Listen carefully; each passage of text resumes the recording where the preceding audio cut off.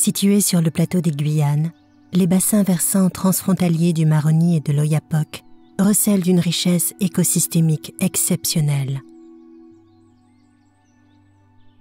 Au cœur de la forêt amazonienne, à l'ombre de l'océan vert, un or bleu s'écoule lentement.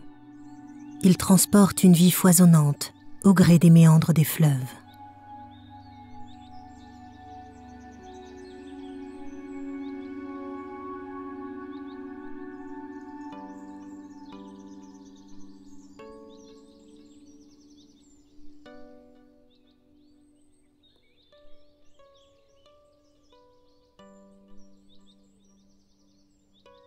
Des populations aux coutumes riches et diverses vivent ici.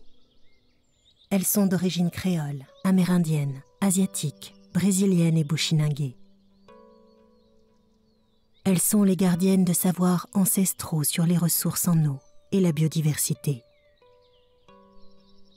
Cependant, ces fleuves exceptionnels font face à de fortes pressions. La première est celle de l'orpaillage illégal, qui pollue les milieux avec des déversements de mercure, ou fait recirculer celui emprisonné dans l'environnement.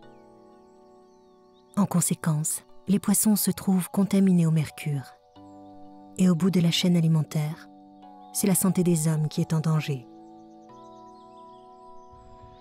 L'orpaillage illégal impacte aussi le transport sédimentaire sur les cours d'eau et dégrade les berges, notamment sur le Maroni. Ces bassins versants expérimentent une forte croissance démographique. Lorsque le fleuve rentre en crue, les populations se trouvent très vulnérables aux inondations.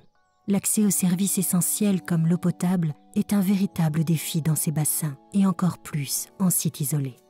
Les milieux aquatiques sont pollués par les rejets des eaux usées sans traitement préliminaire et par les déchets, dont la gestion est encore peu développée. Le Maroni et l'Oyapock sont deux bassins versants transfrontaliers, partagés par plusieurs pays, le Suriname, la Guyane française et le Brésil. Ils constituent autant des frontières que des lieux contacts, favorisant les échanges et la circulation de part et d'autre du fleuve. Faire face à tous ces défis implique une bonne coopération. Une meilleure gestion des ressources en eau doit prendre en compte les besoins des populations et leur réalité quotidienne. Elle associe les États, les collectivités et les communautés. C'est dans ce paysage que le projet Bioplateau s'inscrit.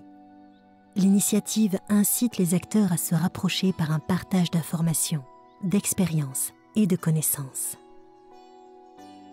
L'objectif est de créer ensemble un observatoire transfrontalier pour mieux prendre en compte ce milieu exceptionnel dans les projets de développement. En lien avec les instances de concertation existantes, comme les conseils du fleuve, le futur observatoire permettra de renforcer la gouvernance de l'eau et la planification au bénéfice des populations qui vivent sur ces bassins versants.